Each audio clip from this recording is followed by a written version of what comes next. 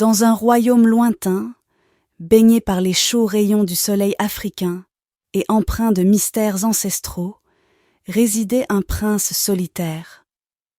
Son palais, une splendeur architecturale parmi les vastes étendues de la savane, se dressait majestueusement, symbole de sa royauté incontestée. Pourtant, derrière ces murs de pierre et d'or, une atmosphère de solitude enveloppait le prince, l'isolant de tout contact humain véritable. Malgré sa position royale et la richesse qui l'accompagnait, une sombre réalité persistait. Avec toutes les belles femmes qui vivaient dans son royaume, le prince n'osait marier aucune d'elles. La cause de cette désolation était simple mais dévastatrice. Le prince souffrait d'une terrible affliction, cachée aux yeux du monde, mais bien connue de lui-même et de quelques rares initiés. La mauvaise haleine du prince, telle une malédiction, repoussait toute tentative de rapprochement, rendant sa quête d'amour presque impossible. Malgré le voile de mystère qui enveloppait le prince solitaire, son charisme et sa prestance attiraient l'attention de toutes les jeunes filles du royaume. Ignorant le secret bien gardé qui causait sa solitude, elles étaient captivées par sa beauté royale, par sa voix douce et par son regard profond. Chaque fille rêvait secrètement de devenir la princesse qui réveillerait le cœur endormi du prince, espérant être celle qui briserait les chaînes de sa solitude.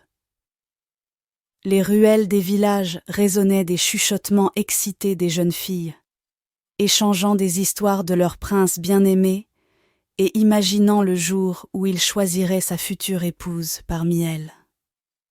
Les cours des palais étaient emplis du parfum des fleurs exotiques, car les jeunes filles se préparaient avec soin pour les audiences royales, espérant attirer l'attention du prince solitaire. Mais derrière cette façade de désir et d'admiration se cachait une réalité sombre et méconnue. Le prince, lui-même, restait prisonnier de sa condition, incapable de partager ses véritables sentiments avec le monde qui l'entourait. Son cœur solitaire continuait de battre dans l'isolement, tandis que les filles du royaume se battaient pour son attention, ignorant le fardeau secret qui pesait sur lui. Le jour des audiences royales arriva, et le prince, déterminé à trouver celle qui pourrait accepter sa condition sans réserve, mit en place un plan audacieux. Il ordonna à ses cuisiniers d'ajouter à la nourriture servie lors de l'audience une potion magique spéciale, capable de transformer le goût des mets en quelque chose d'insupportable, similaire à l'odeur de sa propre haleine. C'était un test de courage et d'authenticité, une épreuve qui révélerait la véritable nature des prétendantes et les guiderait vers leur destinée. Les jeunes femmes du royaume se pressèrent dans le palais royal, portant leurs plus beaux atours et leurs plus charmants sourires, ignorant le piège qui les attendait. Lorsque le repas fut servi, le prince observa attentivement les réactions des convives, cherchant celle qui ferait preuve de courage et de compassion dans les circonstances les plus difficiles. Les premières bouchées furent accueillies par des grimaces de dégoût et des protestations timides, alors que les jeunes filles découvraient avec horreur le goût épouvantable de la nourriture. Mais au milieu de l'agitation et du mécontentement général, une seule jeune femme se distingua. C'était Amina, une orpheline maltraitée par sa belle-mère cruelle et détestée par les villageois pour des raisons inexplicables. Elle vivait une existence humble et solitaire, souvent raillée et malmenée par ceux qui la considéraient comme un fardeau. Pourtant, malgré les épreuves qu'elle avait endurées, Amina possédait un cœur pur et une résilience extraordinaire.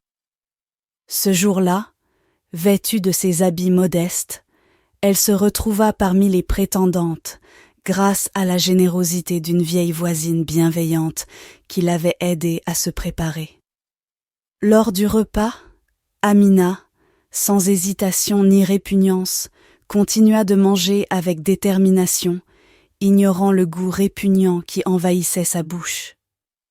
Ses actions courageuses et sa force de caractère impressionnèrent le prince, mais il décida de ne pas annoncer immédiatement sa décision. Le prince, désireux de s'assurer qu'Amina était réellement la femme qu'il recherchait, conçut un plan encore plus audacieux.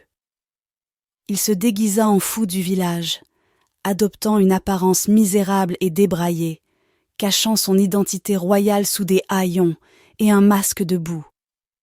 Il s'installa dans le village d'Amina, observant de loin ses interactions quotidiennes, ses luttes et ses triomphes silencieux.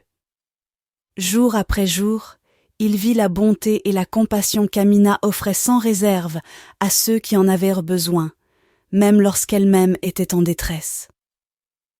Elle prenait soin des enfants orphelins, aidait les vieillards et faisait preuve d'une générosité sans bornes. Un jour, déguisé en fou, le prince approcha Amina, feignant la faim et la fatigue. Sans hésitation, elle partagea avec lui son maigre repas, lui offrant réconfort et amitié. Intrigué par sa gentillesse inébranlable, le prince décida de se rapprocher davantage d'elle, devenant son confident et son ami. Amina, ignorant toujours la véritable identité de son nouveau compagnon, lui ouvrit son cœur, partageant avec lui ses rêves, ses peines et ses espoirs pour l'avenir. Leur amitié grandit, se transformant en quelque chose de plus profond, de plus puissant. Ils passaient leurs journées ensemble, le prince aidant Amina à puiser de l'eau, laver les bols, faire le linge et préparer le dîner. Mais cette proximité attira l'attention de Nastou, la fille de la belle-mère d'Amina. Un jour, alors qu'elle les observait en cachette, Nastou vit le prince, déguisé en fou, aider Amina avec les tâches ménagères. Intriguée et jalouse, elle courut au marché pour tout raconter à sa mère, qui vendait des plats au restaurant local. La belle-mère, enragée par ces nouvelles, revint immédiatement à la maison et sans attendre d'explication, commença à tabasser Amina comme elle le faisait souvent. Le prince, déchiré entre son rôle de protecteur et son déguisement, resta impuissant, se promettant d'agir le lendemain. La nuit passa lentement, le prince veillant sur Amina de loin, son cœur lourd de tristesse et de colère. Au lever du jour, il alla trouver Amina, la réconfortant et pansant ses blessures. Il lui murmura des paroles de réconfort, lui assurant qu'il était là pour elle.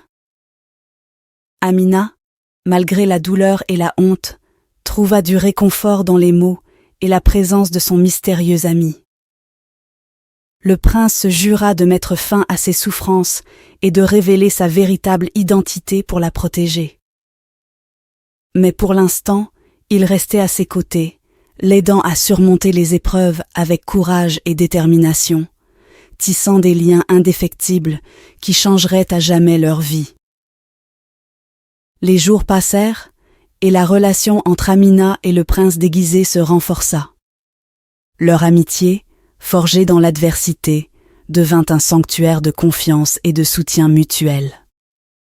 Cependant, une nuit, alors qu'ils travaillaient ensemble pour terminer les tâches ménagères, le prince, épuisé par les émotions et les efforts, s'évanouit soudainement devant Amina. Paniquée et inquiète pour son amie, Amina se précipita à ses côtés. En tentant de le réveiller, elle lui murmura des paroles rassurantes, et dans un élan de désespoir, l'embrassa doucement, espérant que ce geste l'aiderait à reprendre connaissance. Ce fut alors qu'elle découvrit la mauvaise haleine du prince. Lorsque le prince ouvrit les yeux et réalisa ce qui s'était passé, il fut terrifié à l'idée qu'Amina pourrait désormais le rejeter. Submergé par la honte et l'embarras, il se leva précipitamment et courut vers la forêt sans un mot, laissant Amina seule et perplexe. Choquée par cette révélation et par la fuite soudaine du prince, Amina passa des jours à penser à ce baiser, à cette mauvaise haleine et à la façon dont le prince s'était enfui du village. Elle ressentait un manque inexplicable, une absence qui pesait sur son cœur. Chaque jour, pendant qu'elle effectuait ses corvées, Amina ne pouvait s'empêcher de penser à lui. Elle se surprit même à brûler le riz qu'elle préparait pour le dîner, distrait par les souvenirs de leur temps passé ensemble. C'est alors qu'elle réalisa qu'elle était amoureuse du fou à la mauvaise haleine. Cette prise de conscience la bouleversa, mais aussi la remplit de détermination. Elle savait qu'elle devait retrouver le prince, peu importe où il s'était enfui. Avec une détermination inébranlable, Amina partit vers la forêt, espérant de tout cœur retrouver son ami et lui faire comprendre qu'elle l'aimait tel qu'il était, avec ses imperfections.